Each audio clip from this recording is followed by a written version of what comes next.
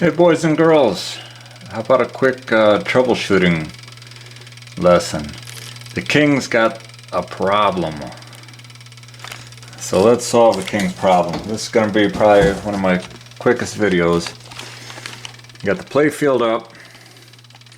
Situation was, had some people over, went upstairs, and all the games are on, and you know, sometimes kids just kind of walk away when there's problems.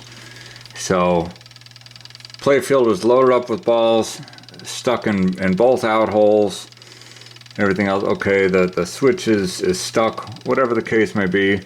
Took them out, that didn't fix anything. The motor kept running, so I figured all the balls in the hole, readjust the switches under here, nothing. But what happens is the King won't shut up. He keeps running on and on. So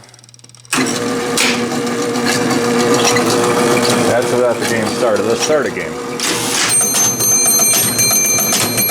So that's what I came downstairs to. What is it?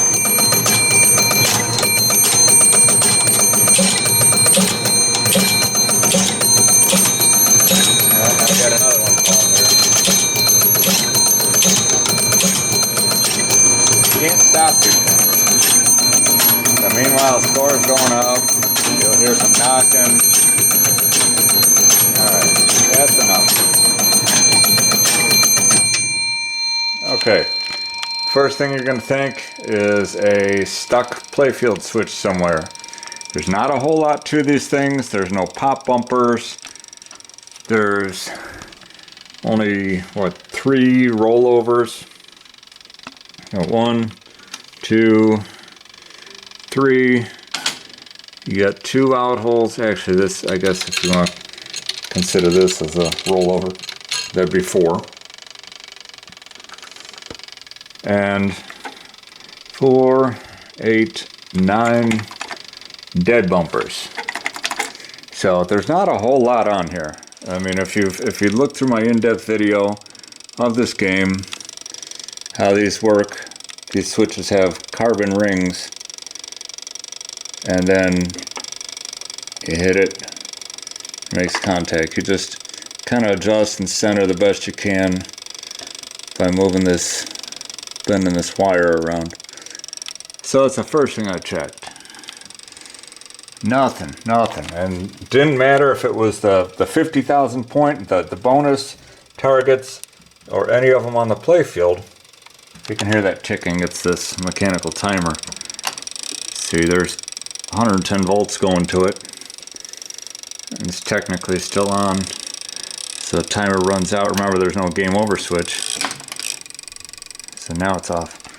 Anyway, what I'm going to do is I'm going to start this up again. Usually it won't just start running. So let's start a game. Look, it's not like there's something stuck on right now, but thank God there's not too much to these, especially the old ones. This is 1948. Not a whole lot. Let's use our power of observation. Don't even need a meter or anything like that. I'm just going to point this out to you. You got some switch stacks. This is your score motor, if you don't know. Gottliebs are vertical, and so are very early 60s Bally. They use the vertical one. So anyway, I'm going to hit a target. Watch.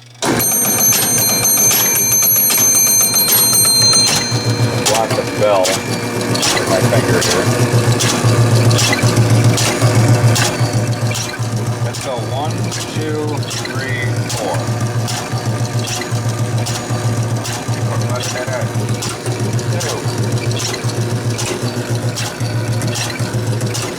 Three,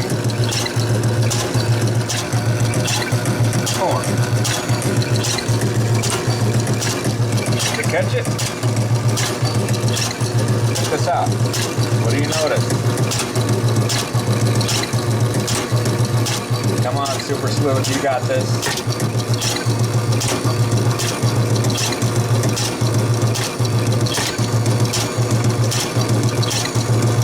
The upper stack, the switches is moving. Start getting replays now.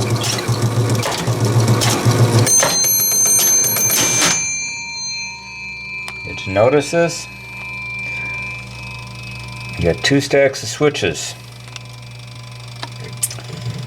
This is your upper and lower. So the way the screw holes go is A is the bottom. They consider B the next 2 sets of switches for whatever reason. C and D.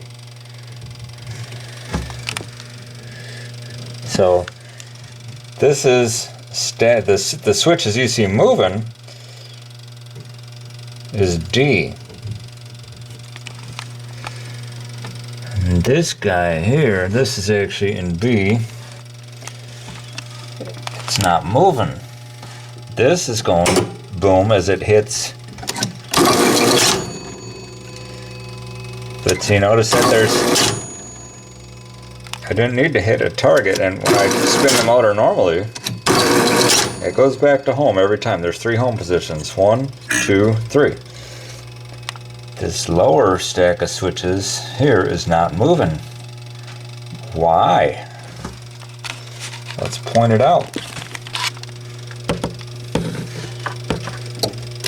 Inside, let's see, here's one. See these rivets? These are actually posts that go down through, and they're not cams, but they are what's supposed to actuate the switch. So if this isn't moving, why?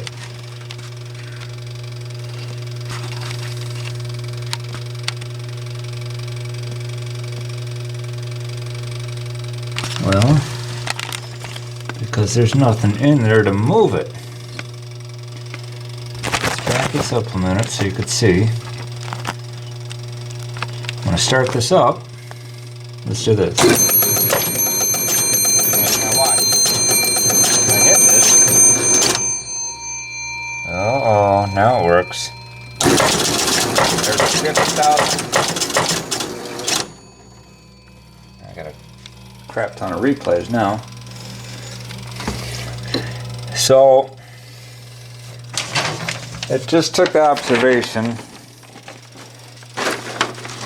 I'm going to show you the schematic anyway. This is a tiny schematic compared to basically anything newer than 1948. So we see that switch stack 2B is not moving. So here's a switch on 2B. Here's a closed switch on 2B. So that stays closed. So what got it going was probably U or W. Gottlieb likes to have you back and forth looking at codes and what things actually mean. So U and W. Top hole relay, bottom hole relay. Okay. So you close that switch, U, bottom hole, here's the bottom hole, here's the top hole. Either one of them, doesn't matter. It goes through a normally closed switch on 2B. It's going through a make break switch on 1C or W. I'm sorry, 1C, my finger moved here. There's a make break switch. Well, if this is closed, it's basically when that moves, this is going to close, this is supposed to open. So through any of them, W, D, B, J. These are all the different switches. Any of the switches that have to do math, which is all of them in this case, because it's going to pulse that bell 5 times. Even if it's just a single hit, that's 10,000 points. One movement of the light, but it wants to pulse the bell, so it's going to move every time you hit a switch. It's going to pulse that motor to run. Not like some of the newer games where it's just going to trip a relay or something like that. No, this is going to and in fact, little annoying fact, if you look at the schematic, which I'm not going to dig into right now, but this knocker, every time this bell is going, this is supposed to go bang, bang, bang, bang, bang, bang, bang, bang, bang, bang. It's annoying.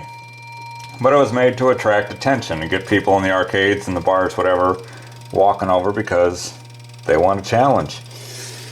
Anyway, I digress. Back to the subject here. So, the motor, it's getting its power from each one of these, but then that power has to get cut off somehow.